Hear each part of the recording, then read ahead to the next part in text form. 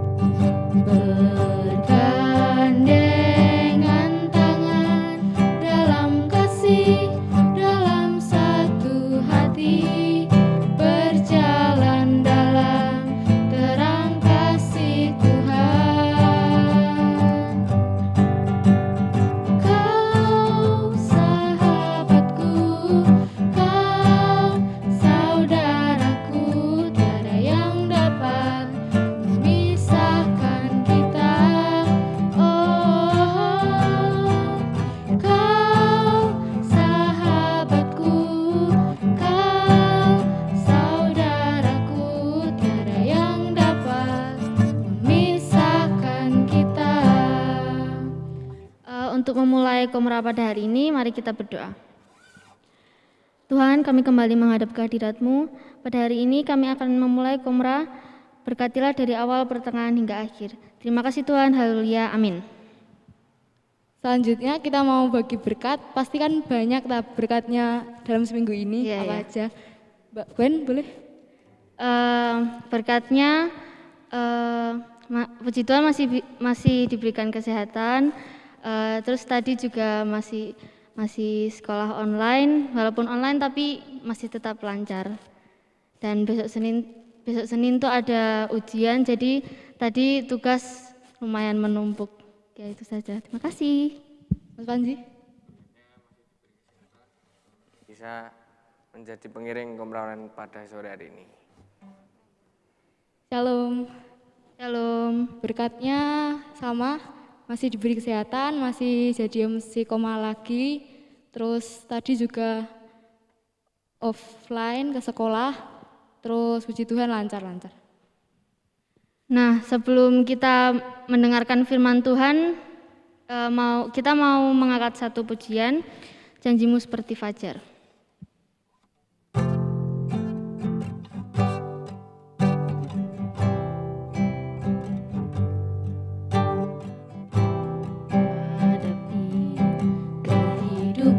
Ini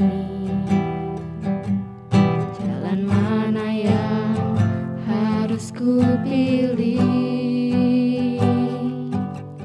Ku tahu ku tak mampu, ku tahu ku tak sanggup. Hanya Kau Tuhan tepat jawabanku. Aku pun tahu sendiri, sebab Engkau Allah yang menggendongku. Tangan-Mu membelaiku, cinta-Mu memuaskanku. Kau mengangkatku ke tempat yang tinggi. Janji-Mu seperti fajar pagi hari, dan tiada pernah terlambat bersinar. Cinta-Mu seperti sungai yang mengalir, dan ku tahu betapa dalam kasih-Mu. Nah, kita akan mendengarkan firman Tuhan yang akan dipimpin oleh Mbak Sita. Selamat mendengarkan. Oke, Shalom teman-teman. Ya, jumpa lagi di Persekutuan Komisi Remaja tanggal 5 Juli 2021. Mbak Sita harap teman-teman dalam keadaan yang sehat dan juga bersukacita. Sebelum kita belajar firman Tuhan bersama-sama, mari kita berdoa. Ya, mari kita berdoa. Tuhan, kami bersyukur untuk setiap kebaikan Tuhan dalam hidup kami. Kami bersyukur karena sore hari ini kami bersama-sama bersekutu di Komisi Remaja. Kami akan membaca firman Tuhan bersama-sama. Biarlah kami bertumbuh bersama dan saling menopang, saling mendukung satu sama lain. Terima kasih Bapa, di dalam nama Yesus kami bersyukur dan berdoa. Amin. Tema hari ini adalah kesempatan dalam kesempitan. Ungkapan ini seringkali kita maknai secara negatif. Ya, jadi ungkapan ini seringkali kita pahami sebagai suatu saat di mana kita mengambil keuntungan di dalam kesusahan orang lain. Tentu saja makna ini ditentang oleh Alkitab. Ya, Mbak Sita mau ambilkan dari Amsal 22 ayat 22 sampai 23 yang bunyinya seperti ini. Janganlah merampasi orang lemah karena ia lemah. Dan janganlah menginjak-injak orang berkesusahan di pintu gerbang, sebab Tuhan membela perkara mereka dan mengambil nyawa orang yang merampasnya. Dari sini sudah sangat jelas bahwa prinsip mengambil keuntungan di tengah kesusahan orang lain itu bukan prinsip yang disukai oleh Tuhan Yesus. Prinsip itu ditentang oleh Tuhan Yesus. Nah, lalu apa sih arti tema kita hari ini? Gitu ya, kesempatan dalam kesempitan. Nah, Mbak Sita mau mengajak teman-teman untuk mengingat ya pengalaman teman-teman di saat pandemi COVID ini terjadi, gitu ya. Konteksnya lebih khusus dalam pembatasan aktivitas kita. Yang pertama, kita jadi terbatas, gitu ya. Misalnya kita tidak bisa bersekolah secara offline. Kita tidak bisa bertemu dengan teman-teman kita secara langsung. Kita juga bersekutu tidak bisa secara langsung gitu ya. Kita lewat online, lewat daring. Nah, ketika kita melihat hal ini, pembatasan ini melulu sebagai sebuah kesempitan, sebagai sebuah hal yang membuat kita susah, maka kita tidak akan mendapatkan apa-apa dari pengalaman ini. Kita pastinya akan cemberut, bersungut-sungut, marah-marah, jengkel, gitu ya, dan mungkin juga malas-malesan gitu. Bayangkan kalau kita mengubah cara pandang kita. Bayangkan sekolah online seperti yang kita alami sekarang ini sebagai sebuah kesempatan untuk belajar. Belajar apa? Belajar teknologi, belajar untuk mempelajari materi secara mandiri. Nah, coba bayangkan ya, dulu mana mungkin kita membayangin gitu ya, mau ketemu sama temen gitu, terus pakai Zoom, pakai Google Meet gitu. Mau rapat komra, nggak bisa datang gitu, terus bisa pakai Zoom, bisa pakai Google Meet. Nah, hal-hal seperti itu tidak bisa kita bayangkan gitu ya, dulu ketika pandemi belum terjadi. Nah, tapi ketika pandemi ini sudah terjadi, kita mengalaminya dan kita pelan-pelan belajar cara untuk menggunakan teknologi untuk berkomunikasi. Nah, ketika kita memandang pandemi ini atau pembatasan aktivitas kita ini sebagai sebuah kesempatan, maka kita akan menjadi pribadi yang lebih tangguh, gitu ya. Jadi lebih strong gitu ya. Suruh belajar A, coba belajar sendiri gitu ya. Suruh mencari informasi tentang B, mencoba untuk mencari informasi tentang B. Begitu. Lalu kita juga menjadi pribadi yang lebih damai ketika kita menghadapi pembatasan ini. Jadi sudah nggak zamannya lagi kita harus males-malesan, marah-marah gitu ya. Ketika kita harus belajar online, ketika kita harus menerapkan physical distancing gitu ya. Jadi kita jadi orang yang lebih damai dan tidak bersungut-sungut, tidak cemberut, tidak marah-marah, tidak gerundelan gitu ya dalam melewati ini semua. Contoh lain. Nah, kalau teman-teman pasti masih mengalami gitu ya, ada mata pelajaran olahraga gitu seminggu sekali. Nah, dulu Mbak Sita ini waktu sekolah gitu benar-benar nggak suka yang namanya pelajaran olahraga gitu. Jadi ketika pelajaran olahraga datang begitu, wah malas, lalu bersungut-sungut gitu ya. Kadang ganti baju olahraga itu aja udah aduh nanti suruh ngapain, suruh lari, suruh ngapain gitu ya. Mbak Sita nggak suka. Jadi Mbak Sita melewati pelajaran olahraga itu seringnya ya, nggak selalu sih, seringnya itu dengan perasaan yang ogah-ogahan gitu. Bikin capek, bikin keringetan, bikin hitam gitu ya, males banget.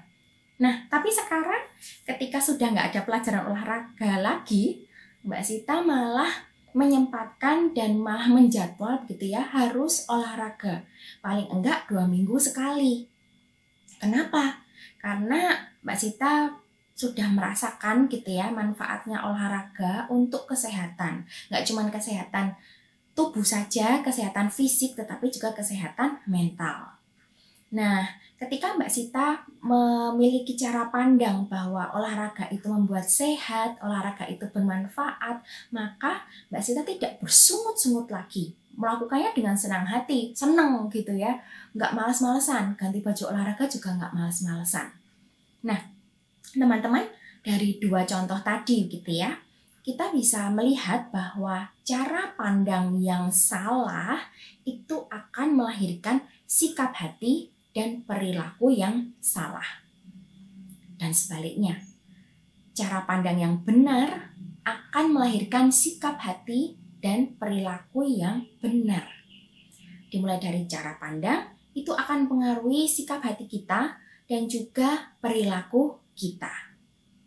Teman-teman, perikop hari ini Mbak Sita ambilkan dari Bilangan 13 ayat 25 sampai 33. Perikop ini isinya tentang begini. Ceritanya waktu itu Tuhan memerintahkan Musa untuk menyuruh begitu ya beberapa orang untuk mengintai tanah Kanaan, tanah yang akan diberikan pada umat Israel. Nah, setelah para pengintai itu kembali, para pengintai itu membawa kabar yang tidak baik gitu ya. Jadi kabar yang diberikan atau hasil intaiannya itu begini kira-kira. Tanahnya itu tanah yang tidak baik, tanah yang kering, tanah yang tidak menghasilkan. Dan di sana ada banyak musuh. Kita pasti tidak akan bisa menaklukkan para musuh itu dan menduduki tanah Kanaan. Nah, tetapi ada 2 orang dari para pengintai itu yang memiliki cara pandang yang berbeda.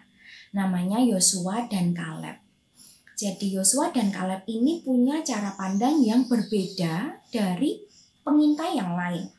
Ketika para pengintai yang lain bilang bahwa Kanaan itu tanah yang tidak baik, kalau mereka tidak mungkin bisa menempati tempat itu, Yosua dan Kaleb mengatakan hal yang sebaliknya. Mereka mengatakan bahwa tanah Kanaan itu tanah yang baik, tanah yang berlimpah-limpah, dan bangsa Israel pasti mampu untuk menempati tempat itu, mengalahkan musuh. Karena apa? Karena Tuhan menjanjikan tempat itu. Sepanjang bangsa Israel taat kepada firman Tuhan, maka pasti Tuhan menyertai bangsa Israel untuk sampai ke tanah Kanaan. Nah, dari kisah Alkitab ini kita juga melihat ada 2 cara pandang gitu ya.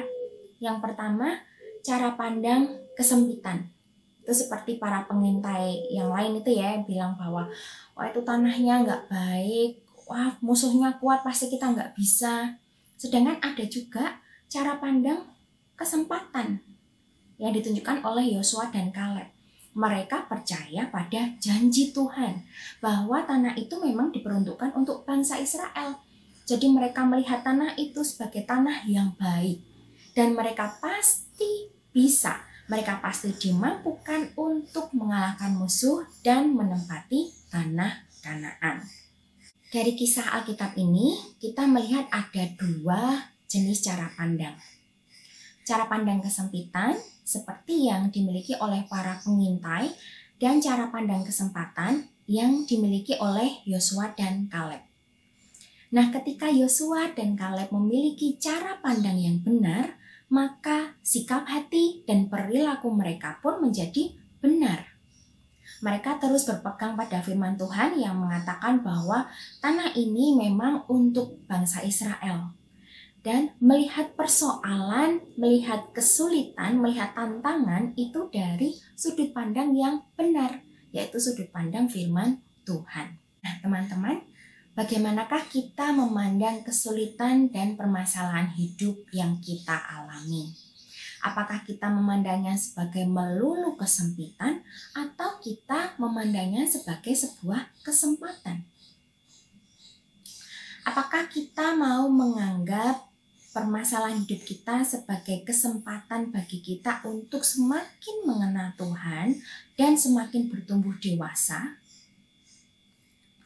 Apakah kita mau terus mengimani bahwa Tuhan Yesus pasti menolong dan menyelamatkan kita dalam setiap kesulitan hidup kita?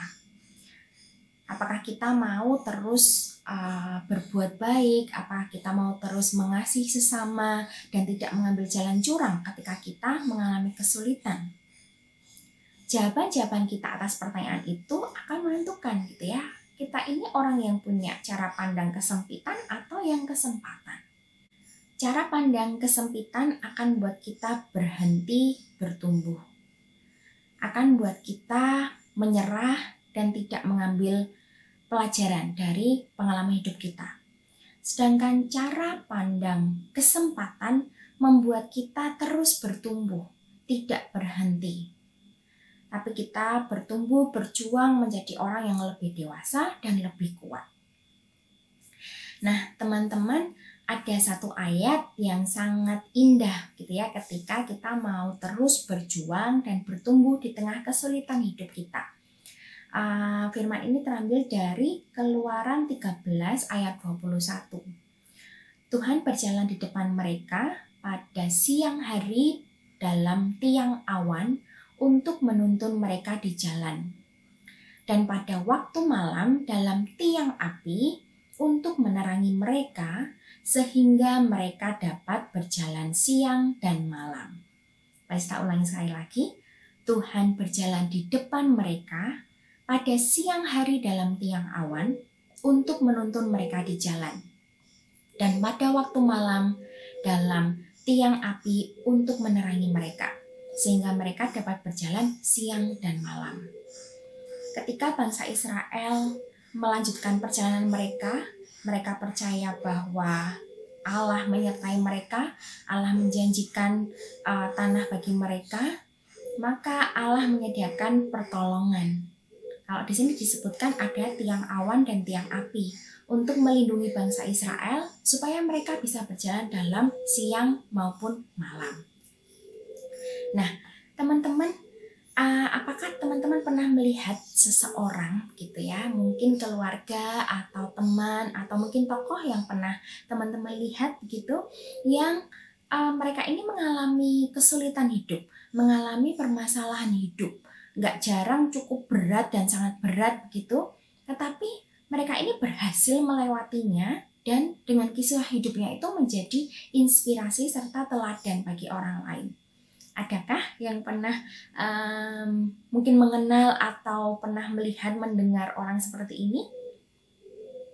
Nah, teman-teman, mari kita menjadi pribadi yang selalu ingin bertumbuh, selalu ingin melewati kesulitan dan hambatan dan menjadi pribadi yang dewasa dan kuat, gitu ya. Satu kata-kata lagi dari Franklin Roosevelt, dia adalah mantan presiden Amerika Serikat, dia mengatakan seperti ini, "Calm seas never made a good sailor," yang artinya seorang pelaut yang terampil itu tidak akan pernah dihasilkan oleh lautan atau samudra yang tenang. Seorang pelaut yang terampil dihasilkan oleh laut yang bergelora. Nah, teman-teman, jika saat ini kita punya kesulitan, kita punya permasalahan hidup, mungkin suatu hal yang berat dan tentu mungkin tidak semua orang tahu, kita juga kesulitan menceritakan kepada orang lain, jangan menyerah, ya. Jangan menyerah. Mari kita ubah cara pandang kita dari yang melihat kesulitan hidup kita, permasalahan hidup kita sebagai sebuah kesempitan saja, tapi kita melihatnya sebagai sebuah kesempatan untuk kita bertumbuh. Kalau aku bisa melalui masalah A, aku akan jadi orang yang lebih dewasa. Lalu besok ada masalah lagi, masalah B. Kalau aku bisa melalui masalah B dengan baik, aku akan menjadi pribadi yang lebih lagi dewasa. Jangan menyerah, mari kita terus berjuang. Kita sedang dibentuk menjadi pelaut yang terampil, pelaut yang kuat, yang akhirnya bisa melewati lautan yang bergelora. Amin. Mari kita berdoa untuk menutup firman Tuhan pada hari ini. Mari kita berdoa. Terima kasih Tuhan untuk setiap penyertaan Tuhan dalam hidup kami. Sejak kami lahir sampai dengan saat ini, kami percaya bahwa Tuhan yang sama yang telah membawa kami keluar dari permasalahan kami di masa lalu akan menuntun kami untuk menyelesaikan permasalahan kami saat ini maupun permasalahan kami yang akan datang. Kami mempercayakan masalah kami, tantangan hidup kami, pergumulan hidup kami ke dalam tangan Tuhan. Kami percaya kami mempercayakan permasalahan kami ke dalam tangan yang benar, yaitu tangan Tuhan Yesus yang akan menyertai kami. Kami mau bertumbuh jadi pribadi yang lebih kuat, lebih dewasa, memiliki cara pandang yang menganggap permasalahan serta kesulitan hidup kami ini sebagai kesempatan untuk bertumbuh, untuk semakin mengenal dan merasakan kasih Tuhan. Terima kasih Bapak untuk persekutuan yang berharga ini.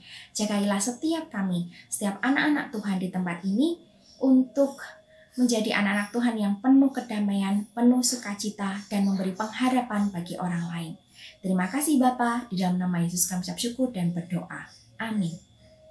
Terima kasih teman-teman. Shalom. Terima kasih Mbak Sita atas firman-Nya. Semoga dapat bermanfaat bagi kita dan dapat kita terapkan dalam kehidupan sehari-hari. Saat ini kami mau mengakhiri persekutuan. Saat ini kita mau bersatu dalam doa. Teman-teman, mari kita berdoa. Ya Bapak, terima kasih telah memberkati persekutuan kami berjalan dengan lancar dari awal hingga akhir. Dan berkatilah semoga firman yang telah diberikan tadi dapat bermanfaat bagi kita. Saat ini kami mau mengakhiri persekutuan. Kiranya Engkau selalu menyertai kami. Dalam nama Tuhan Yesus, haleluya, amin. Amin. Untuk mengakhiri persekutuan kita pada hari ini, mari kita nyanyikan Hidup Ini Adalah Kesempatan.